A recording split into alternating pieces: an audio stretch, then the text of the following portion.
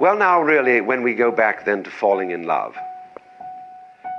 and say it's crazy, falling, you see, we don't say rising into love.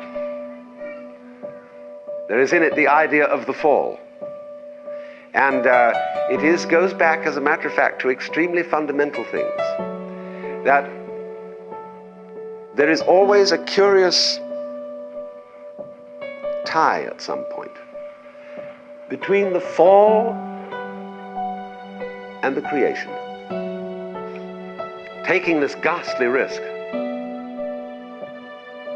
is the condition of there being life. You see, for all, the life is an act of faith and an act of gamble.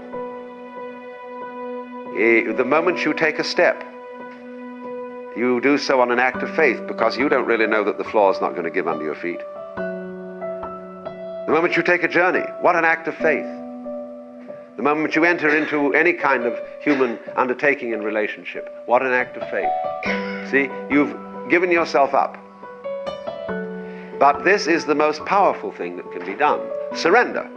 See, and love is an act of surrender to another person. Total abandonment. I give myself to you. Take me. Do anything you like with me. See? So, that's quite mad, because you see, it's letting things get out of control. All sensible people keep things in control. Watch it, watch it, watch it. Security, vigilance, watch it. Police, watch it. Guards, watch it. Who's going to watch the guards?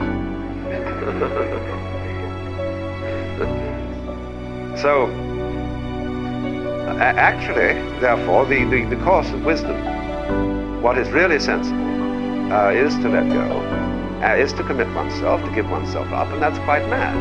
So we come to the strange conclusion that in madness lies sanity.